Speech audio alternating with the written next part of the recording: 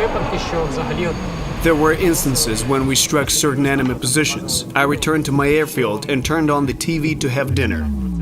I ate vareniki and watched on all channels a report showing that we hit a command post and everything exploded beautifully. I filmed it for my friends, saying, "These are the perks of aviation." Callsign Saber is an Su-27 pilot from Ukraine. Since the very beginning of the full-scale invasion, he has been performing combat missions almost daily. What is it like to be a pilot in the most intense war in many decades? And how will the F-16s change the front? As of 2024, Russia had over 900 fighter planes. At the same time, even at the very beginning of the full-scale war, the Ukrainians had remarkably fewer.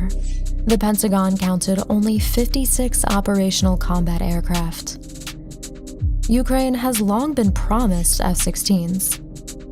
According to the New York Times, 12 Ukrainian pilots are now ready to fly, after 10 months of training. In the near future, approximately 26 F-16s from the 85 promised by allies will be delivered to Ukraine.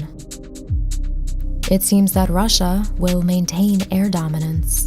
Yet, despite this, Ukrainian pilots have managed to hold the sky. For 2 years now, Russians have not flown over non-occupied territories. I still remember when 2 of our planes confronted 13 Russian planes in the air. And there were instances when it was 4 against 24, and yet we still engaged in air battles to prevent them from completing their missions.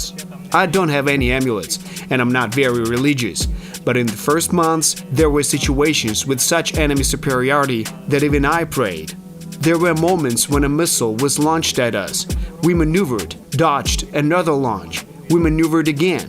We listened to the Russians, and they even said on the air, "Oh, a nimble one," meaning they couldn't shoot me down. I sat in the plane and thought, I'm a non-believer, but okay, I'll pray, maybe it'll help. They entered in large groups, and at the beginning they didn't even have any particular tactics. They would fly in, turn the jammers on. They couldn't see anything. We couldn't see anything. We fired our missiles. They fired theirs. It was pure chaos. What probably saved us then was that they didn't know their equipment perfectly, and I won't say which exactly, but they made big mistakes that saved our lives. Even under such overwhelming Russian superiority, Ukrainians managed to shoot them down. We carried out a mission in pairs to destroy UAVs. On our way back, we were told that a high-speed target was identified. I caught it in the sight, but couldn't fire a missile because the target was too far. I came closer, although I probably wouldn't do that now, because it was almost above the occupied territory, with a lot of their air defense systems. But I was already overexcited. I launched the missile and even saw the explosion with my own eyes. When we pushed the enemy out of the Kyiv region, I went to that place and found the remains of the Su-25 I downed. Overall, in 2 years of the major war, the Ukrainian General Staff recorded over 350 Russian aircraft shot down, even though Ukrainians had to confront the Russians using outdated equipment. To put it simply, the enemy can see us first and launch a missile from a distance several times greater than we can. Russians also have an advantage in terms of modern air defense systems. Their air defense is quite layered, and it's really abundant everywhere. S-400, S-300, S-350 VM, Taurus, Panzers. We're gradually destroying them, but the quantity is still very large. The fight against enemy aircraft and air defense systems is only part of the tasks of the Ukrainian Air Force. When we talk about our Su-27 and MiG-29 fighters, their missions include air defense, destruction of reconnaissance and strike drones, and missile bomb strikes. We're multifunctional. There isn't a situation where one pilot, for example, only intercepts specific air targets.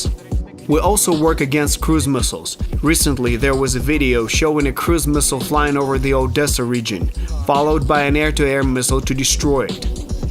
Last year, we operated in Robotene. We destroyed command posts, and our breakthrough began. A friend of mine in the Special Operations Forces was on the ground there. He said that our aviation destroyed a lot of equipment, and that even now, there are still Russians lying there. No one has moved their bodies. Russia's advantage in the sheer amount of weaponry turns the days of Ukrainian pilots into an endless marathon. Sometimes we'll land at an airfield and we're told, "Quickly refuel, you're taking off again because missiles are coming at you." We move to another airfield, then fly from the second to a third airfield. We don't always end up where we planned. The day before yesterday, I changed 3 airfields in one day. So, pilots are always ready to take off with their gear at hand. The equipment consists of personal flotation devices, things that inflate in the water. A protective helmet with a mask, which supplies oxygen and has a microphone to communicate with the command post and other aircraft. Fire-resistant gloves in case of a fire in the aircraft to preserve hands from burning. An anti-gravity suit and a weapon, which is individual for each pilot. I fly with a Beretta. One of the instances when Sabre had to change airfields was during the operation to liberate the famous Snake Island. My shift was ending. I called my wife and said, "I'll be home soon. Could you cook something tasty?" And just a few minutes before my shift was over, we received an order to get ready. My comrade and I discussed the mission all night. Our intelligence identified numerous enemies in the air over the island. Our task was to cover the helicopters landing ground troops. We're flying to Snake Island. Missiles are launched at us. We're launching missiles too, constantly maneuvering, and all this happens above the sea, with nowhere to hide. I look down and think about where it would be best to swim if I had to eject. We're flying, circling, and I realize there isn't enough fuel to return home. But the base says the landing troops still need support, and that they'll find us a closer landing spot. Eventually, we're flying on fuel fumes, land and start refueling with a small tanker. Then we get another order. Take off, Iskander missiles have already been launched at you. I rush to take off and see flashes, incoming strikes. I take off right into the explosions, hoping no shrapnel hits us, and even after that, we didn't head home. We had another combat mission to complete, but I can't say what it was. That's the story.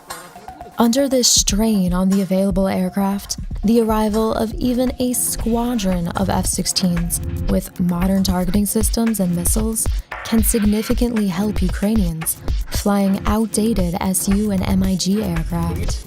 An F-16 can carry a wide variety of weapons, so we'll see what exactly we'll receive. I personally haven't flown an F-16, but I've talked to my comrades who are currently training on them, and they said you get used to it quickly. The speeds are the same, the altitudes are the same. Simply put, it's like switching from one car to another. We're constantly in contact with NATO instructors. We ask them questions, they ask us questions, and there's an exchange of experience. They advised us on many things at the beginning of the war, and now we share a lot with them. In the beginning of the war, some tactics used by the Russians were puzzling for both NATO and us. They couldn't understand the purpose of certain maneuvers and tactical movements. We tried to figure it out together. But when someone says that Russians can't fly, you should never underestimate the enemy. Their training at this stage is quite high, and they fly intensively. They could have completely destroyed Ukraine's aviation and taken out our air defense, but they failed, due to incompetent actions, lack of proper planning, and overconfidence. When we get Western equipment, we will change our tactics. We're already preparing surprises for them. Their pilots will become fewer and fewer, I promise.